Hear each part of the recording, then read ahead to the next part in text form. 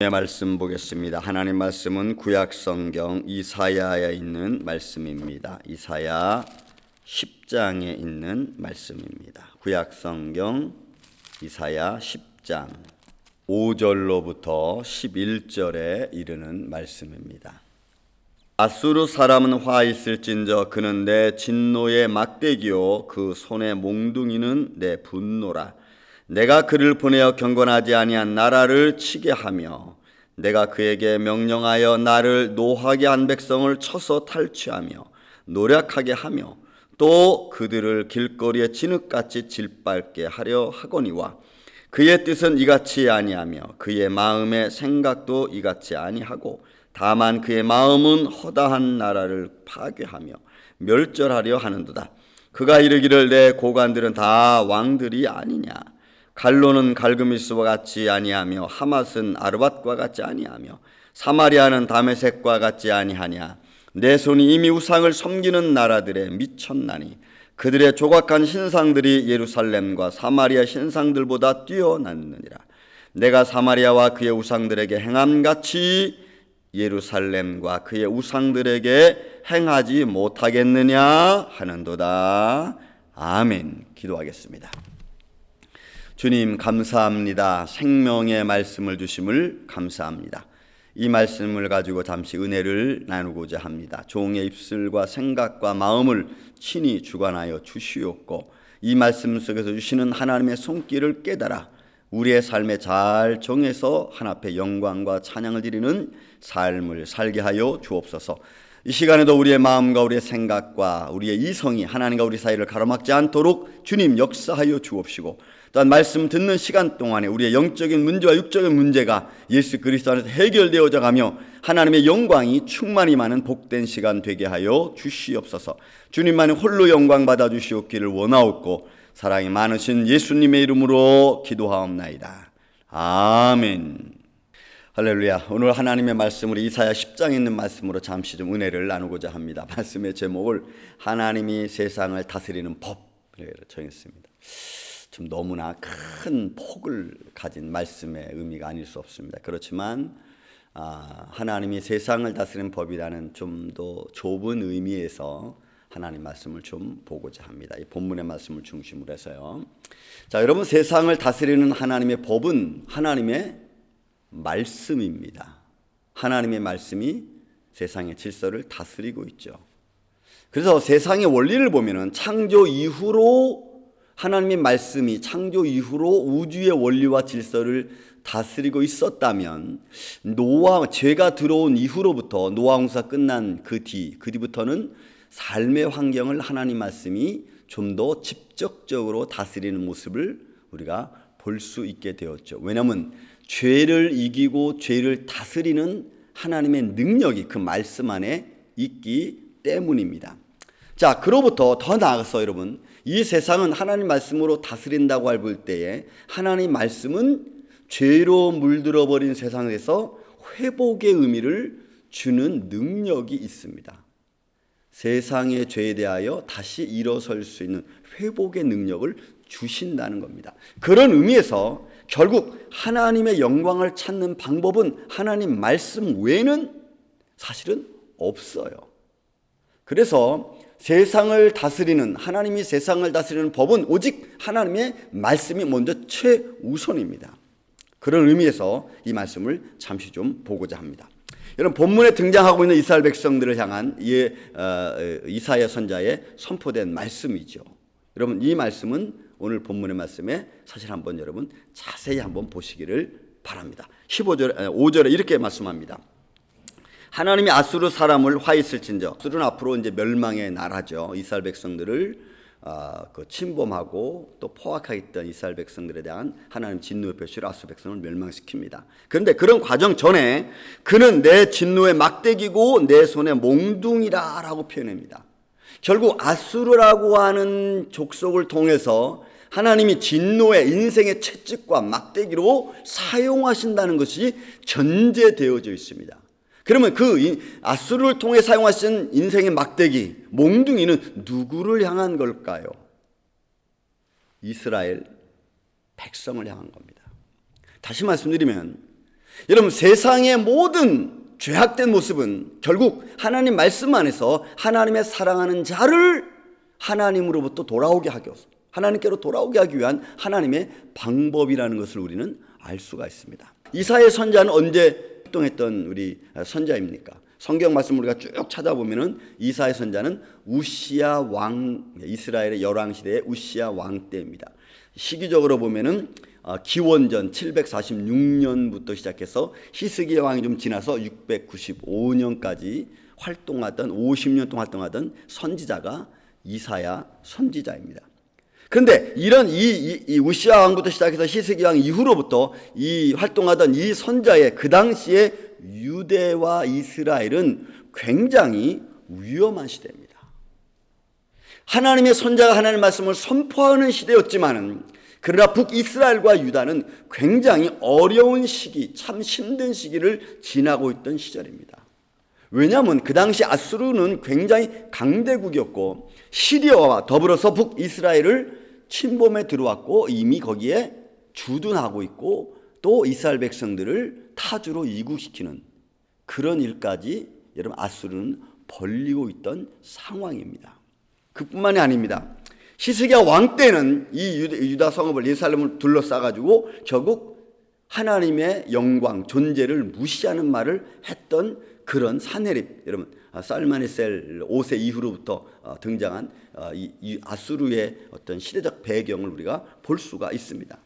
그래서 예루살렘을 포위하고 이 땅에 이 예루살렘을 하나님이 자기 손에 맡겼다라고 하는 이 말도 안 되는, 그죠? 그래서 이스라엘 백성과 유다 백성들을 공포에 떨게 했던 사람 산헤립, 이게 아수르, 여러분 살마네셀, 이게 다 거기다 살마네셀, 그 다음에 산헤립으로 등장하는 이 아수르의 시대적인 배경인 것을 우리가 볼 수가 있습니다.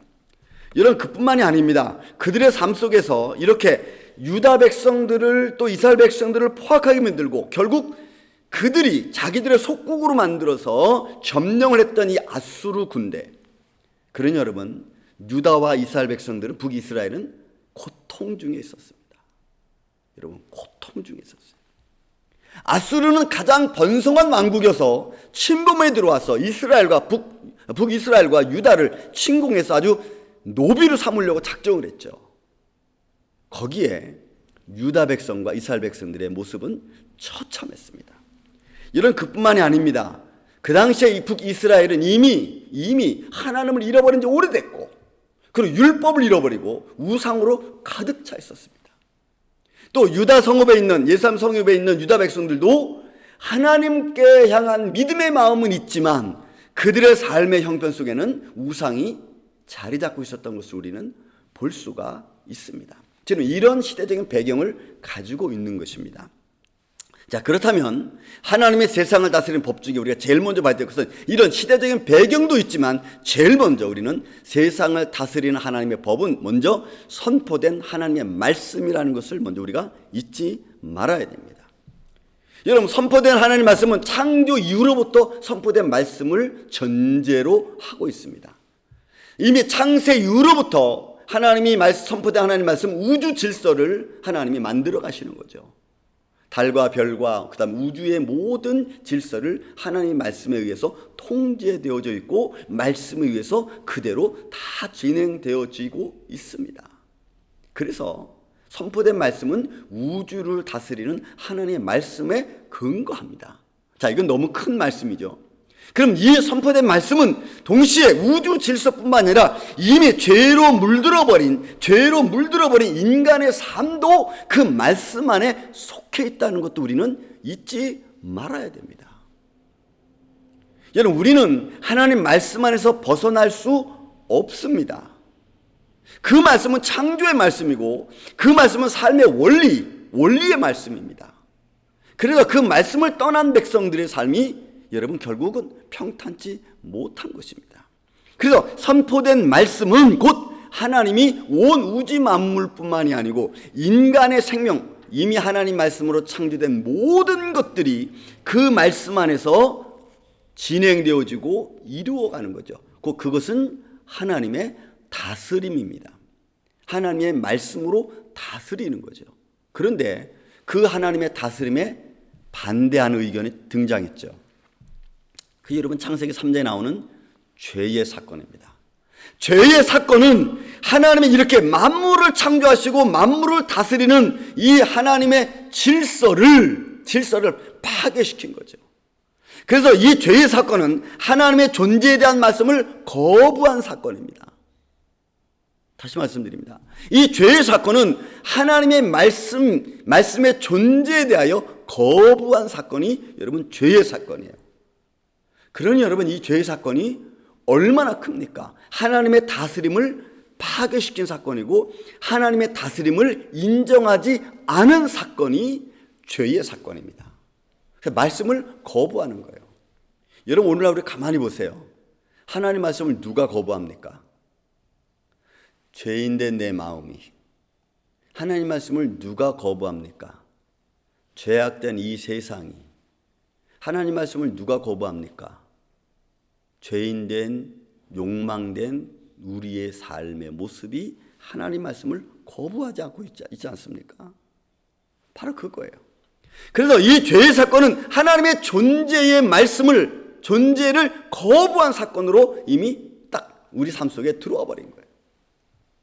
그래서 죄의 사건은 결국 영원한 생명을 잃어버리게 만들었고, 그리고 그 속에서 우리의 삶은 이제는 멸망의 모습으로 진전되는 것으로 그냥 가버리고 만 거예요. 그게 여러분 죄의 사건입니다. 그러니 이미 선포된 말씀은 하나님의 세상을 다스리는 권세요, 능력이고 질서인데 죄는 그것을 다 반대한 거예요. 그래서 하나님의 다스림을 거부하고 하나님의 인도하심을 거부한 사건이 여러분 죄의 사건이에요. 그래서 선포된 말씀은 이 세상을 죄로 물들여서 하나님의 질서를 파괴시킨 것 속에서 하나님의 말씀은, 선포된 말씀은 죄를 이기게 만든 사건이 첫 번째입니다. 여러분 이거는 굉장히 엄청난 거예요. 죄가 하나님을 이긴 것처럼 보였지만 시간의 지남에 따라서 하나님은 오히려 말씀이 죄를 이기는 능력이 있다는 것을 삶의 질서를 통해서 하나님이 보여준 사건입니다. 이게 말씀의 능력이고 선포된 말씀의 은혜요, 큰 하나님 자신입니다. 여러분, 죄를 이기게 하는 능력, 선포된 말씀은 그런 능력을 갖고 있는 거예요. 그뿐만 아닙니다. 잃어버린 하나님을 다시 찾게 만드는 거예요.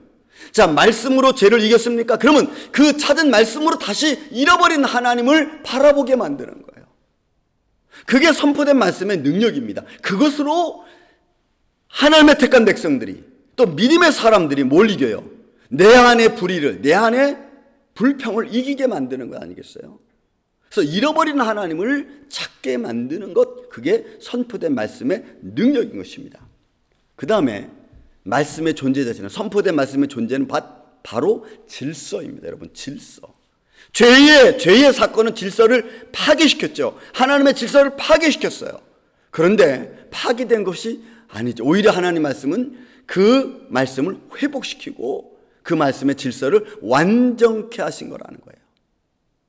이것이 말씀의 능력입니다.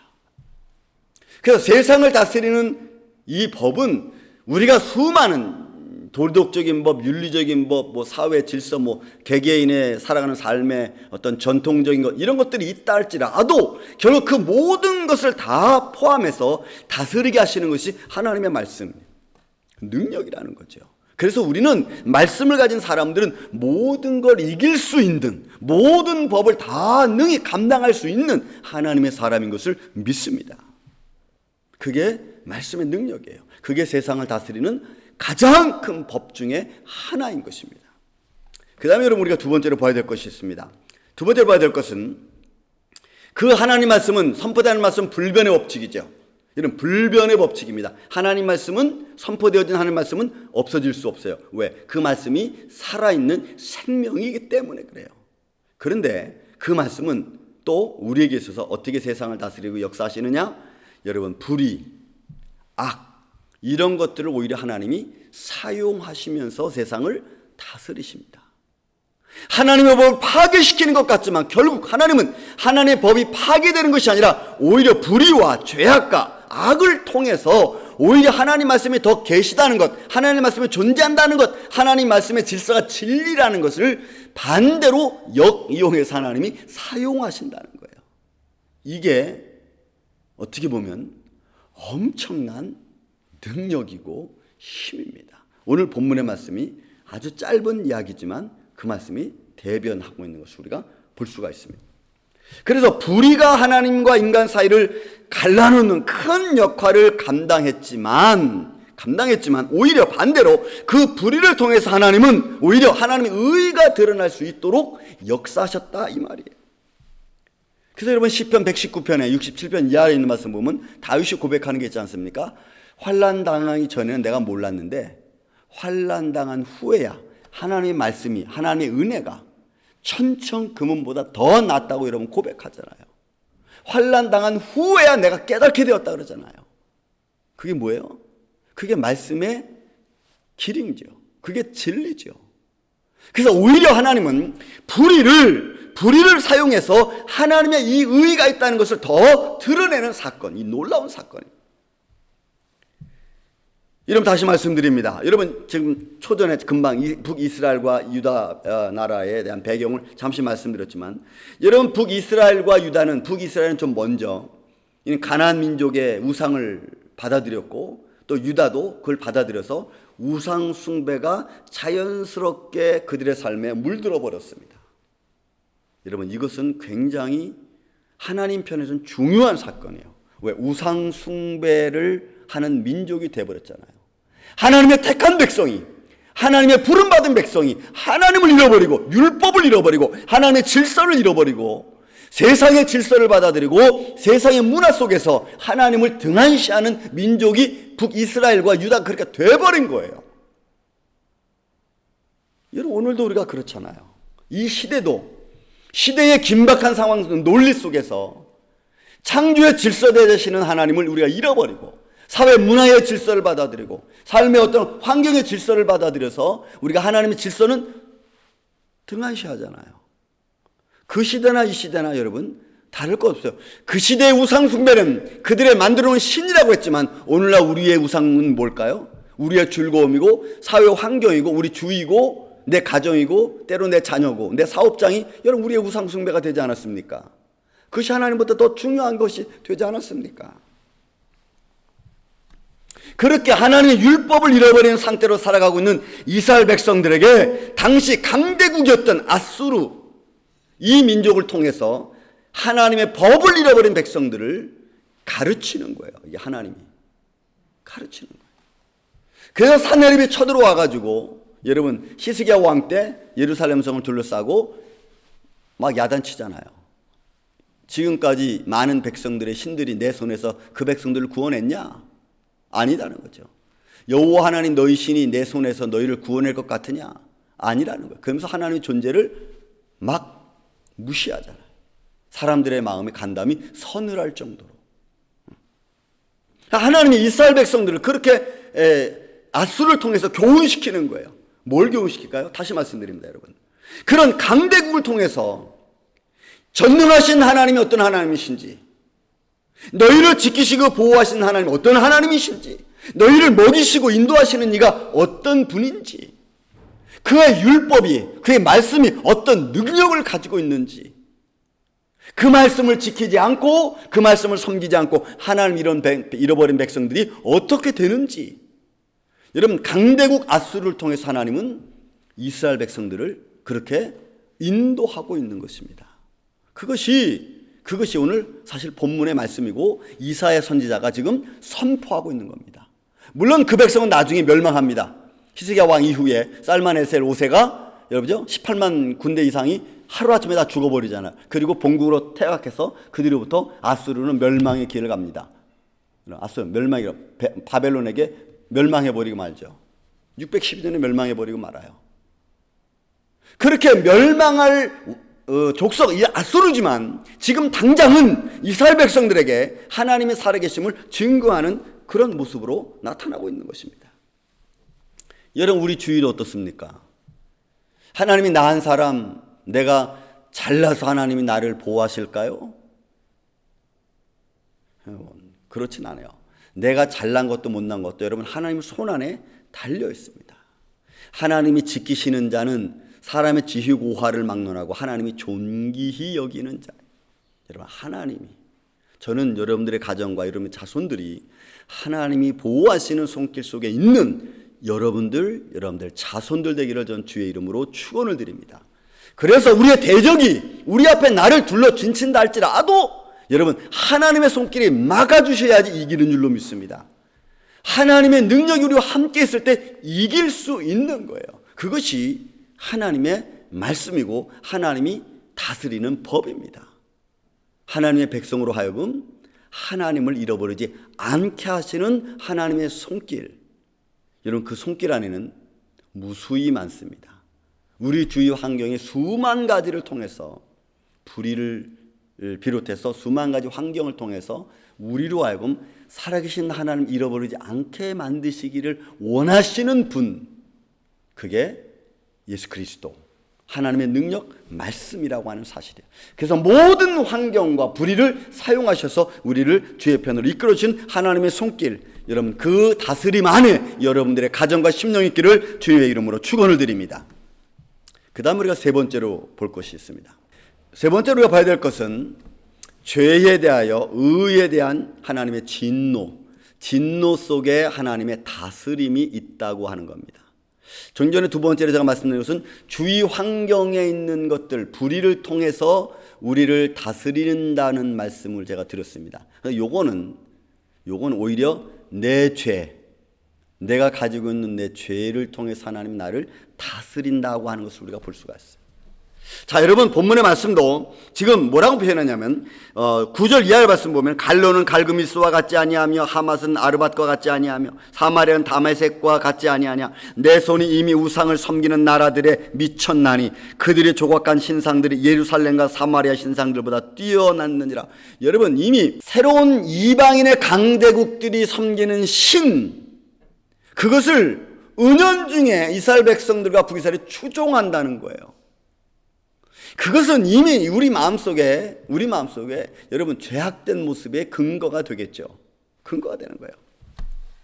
그러니까 결국 하나님이 싫어하는 것 중에 하나는 죄를 하나님이 너무너무 싫어하는 거예요. 하나님은 아주 죄는 그야말로 하나님이 마지막 백보자 심판 때 잡아서 그냥 불구도성에 소홀히 그냥 집어넣어버리는. 왜냐하면 하나님을 잃어버리는 근거를 만들어준 사건이 죄의 사건이기 때문에 그래요. 그래서 이스라엘과 유다가 하나님의 율법을 잃어버리고 그래서 죄악 가운데 빠지고 우상 숭배에 들어갔던 그들, 결국 그것들은 뭘 만들어냈습니까? 북이스라엘 백성들과 이스라엘 백성, 유다 백성들로 하여금 여러분 경건을 잃어버리겠어요. 하나님을 경외하는 마음을 잃어버리게 했어요. 그래서 하나님이 그들은 그렇게 중요하지 않아요. 그들의 중요는 뭐냐? 지금 내 삶의 환경이 좋게 되는 것 쪽을 선택하는 거예요. 여러분 이게 상황윤리입니다. 오늘날 이 시대에 내 상황을 좋게 만드는 쪽으로 사람들은 가는 거예요. 그것이 멸망의 길인지 모른 채. 그런 여러분 하나님의 손길을 깨닫는 것이 얼마나 중요하고 하나님 오히려 불의와 제약을 사용하셔서 하나님의 법, 하나님의 백성들을 다스리고 있다는 것을 우리가 깨달으면 여러분 우리 하나님을 잃어버릴 수 없어요. 근데 우리 죄악된 모습은 어때요? 내 삶을 좋은 쪽으로 인도하는 쪽으로 우리가 가는 거예요. 그게 우상 숭배가 됐던, 그게 죄악의 모습이 됐던 그런 걸 상관하지 않고 지금 내 상황을 좋게 만드는 거라면 그냥 따라간다 이 말이에요. 하나님의 법을 잃어버리게 만들고 하나님의 말씀으로부터 멀어지게 만들고 여러분 멀어지게 만드는 거예요. 여러분 하나님께서 우리 마음에 이미 하나님은 우상 숭배, 여러분 우리가 제1계명 뭐라 그랬죠? 제1계명 보면은 나 위에 다른 신을 두지 말라. 야, 여러분 10계명 제1계명에 나 위에 다른 신을 두지 말라. 그러니 우상에 관하여 하나님 스스로가 얼마나 질투하는가를 여러분 알 수 있죠. 나 외에 다른 신이 없다라고 하는 거예요. 그런데 사람은 이 죄로 물든 인간은 하나님의 다스리는 법, 그 질서 안에서 우리 자꾸 벗어나려고 해요. 그게 여러분 교만입니다. 교만. 하나님의 법에서 벗어나서 자기가 못하고 잘난 척한다는 이런 마음의 심리가 여러분 교만이에요. 그게 하나님 법을 원치 않는 겁니다. 여러분, 두 번째 계명이 뭡니까? 나 외에 너를 위하여 다른 우상을 만들지 말라. 너를 위하여 새긴 우상을 만들지 말라. 그러니 그 둘째 계명은 또 뭐예요? 이제는 하나님 외에 다른 우상을 섬기고 또 그것도 나를 위하여, 너를 위하여 새긴 우상 만들지 말라. 근데 여러분, 오늘 우상 다 뭡니까? 나를 위한 것 아닙니까? 우리가 우상 앞에 가서 비는 게 뭐예요? 나에게 복 달라고, 나를 잘되게 해달라고 비는 거 아니겠어요? 이미 하나님 처음부터 막으셨어요. 하나님의 다스리는 법의 질서에는 우상이 없습니다. 하나님이 다스리는 법의 질서 안에는 하나님의 영광 외에는 아무것도 없어요. 하나님의 진노는 죄가 아무것도 아니라는 것을 나타내고 가르쳐 주시는 하나님의 교훈인 거예요. 우리는 진노를 보면 야, 이 백성이 멸망했네, 아유, 하나님 앞에 진노를 당했네. 여러분, 그렇지만 환경은 그렇게 되지만 결국 결론은 뭐예요? 죄는 아무것도 아니다, 너 우상숭배 아무것도 아니다, 내가 하나님이다 하는 것을 가르쳐 주는 거죠. 드러내시는 증거라 이 말이에요. 하나님이 자신을 그렇게 드러내는 이유 중에 하나는 사람들은 죄에 취해서, 환경에 취해서 하나님의 의를 알아보지 못하는 거예요. 그러니까 죄가 하나님의 의를 드러내지 못하니까 반대로 하나님이 죄를 통해서 하나님이 자신 스스로 드러내면서 의를 나타내는 거예요. 그것이 어떤 거냐, 여러분 보세요. 이스라엘 백성들이 야곱을 통해서 애굽 나라로 들어갔습니다. 그런데 애굽이 이스라엘 백성들을 괴롭히잖아요. 괴롭힙니다. 괴롭히니까 하나님께서 그 이스라엘 백성들을, 하나님을 믿는 백성들을 괴롭히는 애굽에게 하나님이 재앙을 내렸습니다. 그 재앙이 뭘까요? 이스라엘 하나님, 여호와 하나님이 진짜라는 걸 여러분 드러내는 사건이에요, 그게. 그래서 여러분 출애굽기 말씀 보면은 바로를 향하여 하나님 말씀합니다. 내가 그의 마음을 강팍해 했다. 사람의 마음을 강팍해 하시는 이도 하나님. 그렇게 강팍해 해서 하나님 뭘 하시는 거예요? 결국 내가 여호와다, 내가 신이다, 참신이다는 것을 가르쳐 주는 거죠. 그런데 애굽의 상황은 뭐예요?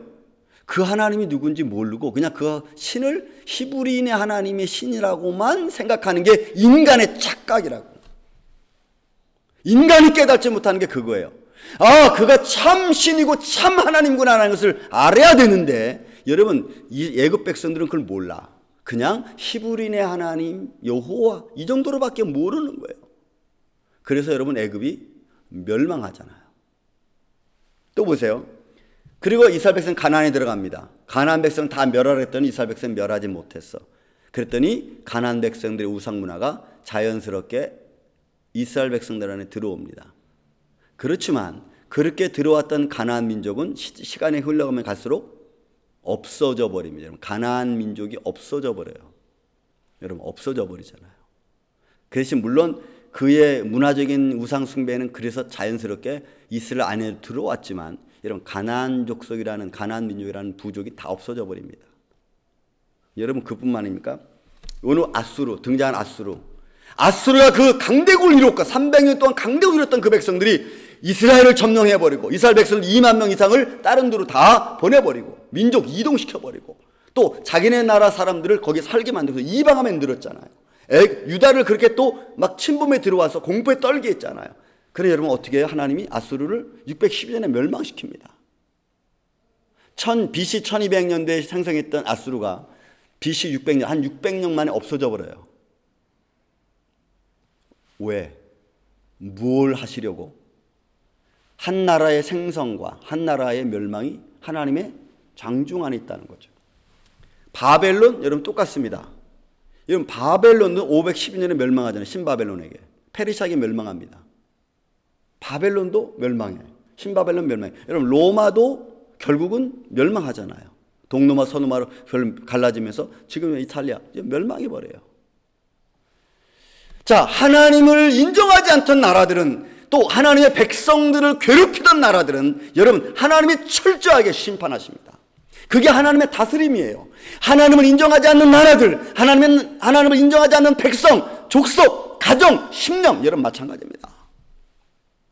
여러분, 지금 공산국가가 다 무너져 내립니다. 소련이 무너져 내렸습니다. 중국? 그래요. 여러분, 중국도 지금 제가 보기에는 미국의 작전이 뭐예요? 중국 여러분 다운시키는 겁니다. 이번에 나스닥 시장에 중국의 모든 상장 기업들을 다 떨어뜨렸죠. 이것 어마어마한 경제력 손실입니다. 공산국가 멸망시킵니다. 지금 아주 우상 숭배를 팽배한 일본 이제 처참하게 무너지죠. 북한 있을 수 없어요. 왜요? 하나님을 인정하지 않는 나라들이거든요. 그런 나라들에게 하나님이 어떻게 하나님이 다스리는지를 성경은 정확하게 우리에게 보여주고 있어요.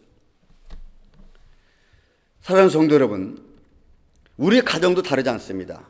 저와 여러분의 가정도 마찬가지예요. 나라만 하나님이 그렇게 다스리는 아니요. 작은 가정도 똑같습니다. 내가 선포된 말씀을 내가 힘을 삼지 아니하고 선포된 말씀이 내 삶의 능력이 되지 아니하고 죄가 불의가 내 삶의 주인이 되면요, 우리도 철저하게 하나님 말씀 앞에 선포된 말씀 앞에 무릎 꿇지 않으면 우리도 멸망합니다. 사랑하는 성도 여러분, 우리의 삶 속에 살아계신 하나님 말씀을 우리가 믿고 그 믿음 안에서 하나님의 다스림을 우리가 배우고 깨달고 알아서 여러분들의 가정이 말씀 안에 든든히 서가는 축복된 삶이 저는 여러분들 안에 있기를, 하나님의 다스림의 손길이 여러분들 손 안에 있기를 예수님의 이름으로 축원을 드립니다. 기도하겠습니다. 사랑과 은혜가 많으신 아버지 하나님, 감사합니다. 하나님의 다스리는 법, 우리는 그 성경을 통해서 너무나 분명하게 듣고 있음에도 불구하고 우리는 환경에 눈이 어두워지고 또 상황의 여건에 우리의 마음이 자꾸 변질되어서 하나님의 다스리는 법을 잃어버리고 있습니다. 주님, 이번 시대를 통해서, 이런 환난을 통해서 하나님의 세상을 다스리는 법을 우리가 깨닫고 또 볼 수 있는 믿음의 눈을 갖게 하여 주옵소서. 그래서 가정들이 든든히 서게 하시고 하나님의 영광을 바라보게 하여 주옵소서. 원하옵고 예수님 이름으로 감사하며 기도하옵나이다. 아멘.